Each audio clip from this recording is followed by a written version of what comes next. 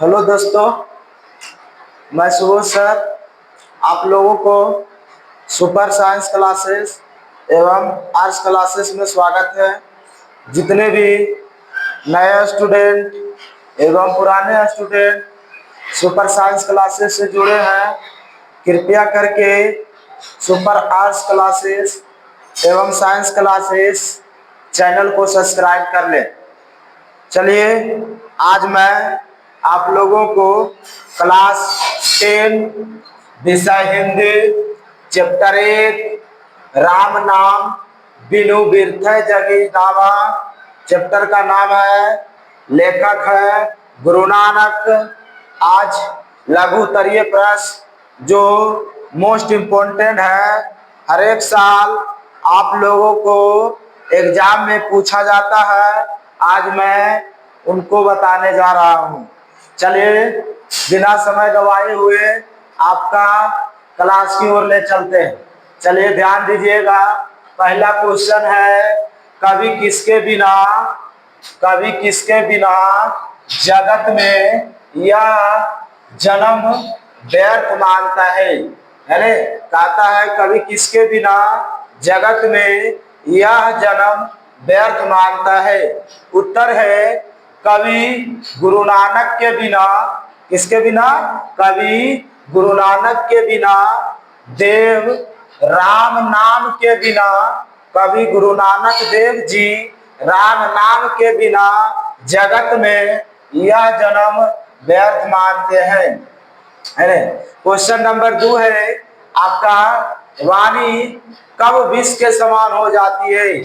आपका VVI question है, वाणी कब विष के समान हो जाती है। क्वेश्चन कहता है आंसर, जब मनुष्य राम नाम को छोड़कर, कहता है जब मनुष्य राम नाम को छोड़कर कोई अन्य शब्द बोलता है तो उसकी वाणी विष के समान हो जाती है। यानी कहता है कि जब मनुष्य राम नाम के बिना कोई शब्द बोलता है तो उसकी वाणी किसके समान हो जाती है? विष के समान हो जाती है। चलिए, आप लोगों का तीसरा क्वेश्चन है, गुरु नानक कीर्तन के आगे कवि ने किन कर्मों की व्याख्या सिद्ध करता है। कभी गुरु नानक देव जी कमंडल लेकर घूमना, बड़े बड़े केस रखना, शरीर में भस्म लगाना, तीर्थ स्थानों का भ्रमण करना आदि कर्मों को राम नाम के आगे व्यर्थ बताते हैं। यानी कभी गुरु नानक देव जी कमंडल लेकर घूमना और बड़े बड़े केस रखना, शरीर के भस्म लगाना, तीर्थ स्थली पर भ्रमण करना आदि कर्मों को राम नाम के आगे व्यर्थ बताते हैं। चलिए, क्वेश्चन नंबर आपका 4 नंबर है, कहता है ये भी वीवीआई क्वेश्चन है, हरि रस से कवि का अभिप्राय क्या है। हरि रस से कवि का अभिप्राय क्या है। यानी हरि रस से कवि का अभिप्राय क्या है। आंसर है कवि गुरु प्रसाद को हरि रस कहते हैं। कवि गुरु प्रसाद को हरि रस कहते हैं। क्वेश्चन नंबर 5 वीवीआई क्वेश्चन है। क्वेश्चन नंबर 5 भी आपका वीवीआई क्वेश्चन है, कवि की दृष्टि में ब्रह्मा का निवास स्थान कहाँ है। कवि की दृष्टि में ब्रह्मा का निवास स्थान कहाँ है। कहता है वैसे मनुष्य जिसमें काम और क्रोध ना हो, उनके हृदय में ब्रह्मा का निवास होता है। उनके हृदय में किनका निवास होता है? ब्रह्मा का निवास होता है। चलिए 6 नंबर क्वेश्चन से चलने से पहले आप लोगों का एक क्वेश्चन है। आकाश जी बताइए, है ने, गुरु नानक किस भक्ति धारा के कवि है? सगुण भक्ति धारा, निर्गुण भक्ति धारा, दुर्गुण भक्ति धारा, इनमें से कोई नहीं।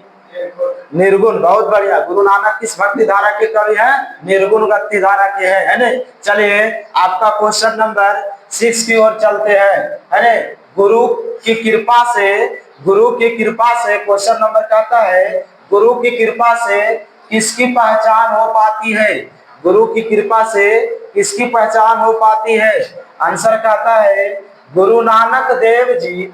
गुरु नानक देव जी के अनुसार, गुरु नानक देव जी के अनुसार गुरु की कृपा से, गुरु की कृपा से राम नाम की पहचान हो पाती है।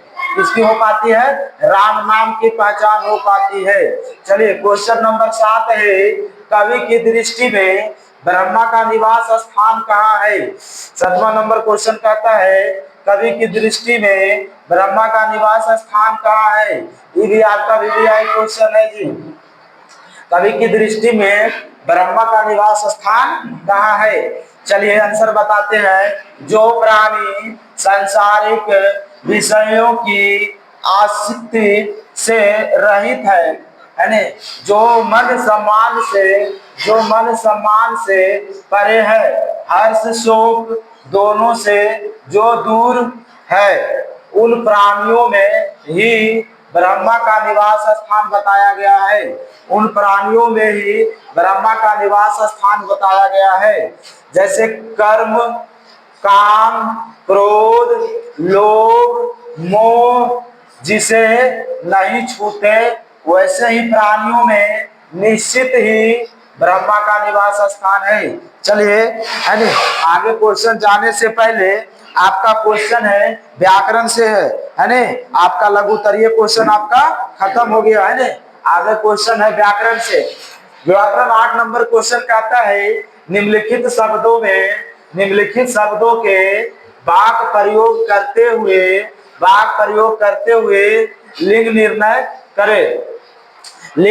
करे। पहला क्वेश्चन है जग, है ने।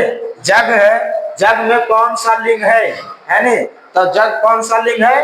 पुल्लिंग है। जग कौन सा लिंग है? पुल्लिंग है ने। तो इसका वाक्य बनाइएगा, जग बड़ा है, जग सुंदर है, जग अच्छा है ने। आगे है मुक्ति। मुक्ति कौन सा लिंग है? मुक्ति स्त्रीलिंग है। मुक्ति कौन सा लिंग है? मुक्ति स्त्रीलिंग है। मुक्ति स्त्रीलिंग है ने।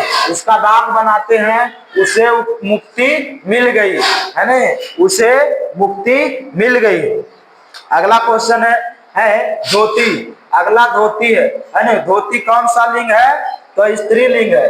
धोती कौन सा लिंग है? स्त्रीलिंग है। धोती कौन सा लिंग है? स्त्रीलिंग है। उसका वाक्य होगा धोती नई है, धोती अच्छी है, धोती पुरानी है ने। अगला है क्वेश्चन 4 नंबर है। क्वेश्चन 4 का कहता है जल। जल कौन सा लिंग है? जल पुल्लिंग है। जल कौन सा लिंग है? पुल्लिंग है। इसका वाक्य बनेगा जल गंदा है। जल गंदा है। क्या है? जल गंदा है। अगला क्वेश्चन नंबर 5 है भस्म। भस्म है पुल्लिंग। भस्म क्या है? पुल्लिंग है। भस्म क्या है? पुल्लिंग है। भस्म पुल्लिंग है। भस्म लगाया गया है ने। क्या है? भस्म लगाया गया है। भस्म लगाया गया है। अगला है जुगती। क्वेश्चन नंबर 6 है जुगती। जुगती स्त्रीलिंग है। जुगती कौन सा लिंग है? स्त्रीलिंग है। जुगती स्त्रीलिंग है ने। इसका वाक्य बनेगा उसकी जुगती अनूठी है ने। उसकी जुगती अनूठी है। उसकी जुगती अनूठी है। अगला क्वेश्चन है 9 नंबर। 9 नंबर क्वेश्चन व्याकरण से है। दोनों पदों में कहता है, दोनों पदों में प्रयुक्त सर्वनाम को चिन्हित करें। सर्वनाम को चिन्हित करें और उनके भेद बताएं, है ने। पहले सर्वनाम के कुल कितने भेद होते हैं? बताइए, सर्वनाम के कुल कितने भेद होते हैं?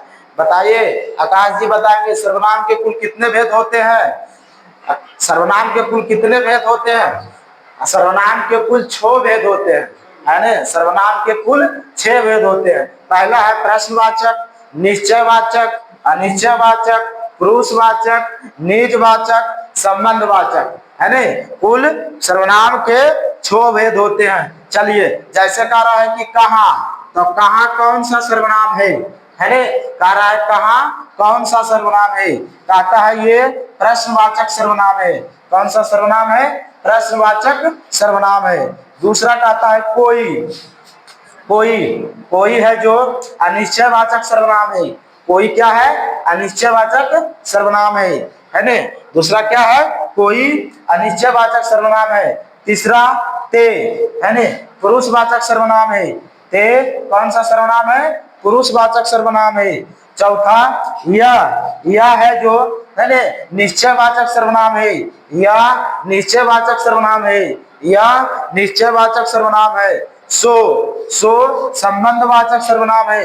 सो जो को, है ना, सो जो रो सब संबंधवाचक सर्वनाम है। चलिए, आज का अति लघुतरीय प्रश्न आज समाप्त हुआ। आज आपका गुरु नानक चैप्टर अति लघुतरीय समाप्त हो गया है। चलिए, आज की कहानी यहीं तक।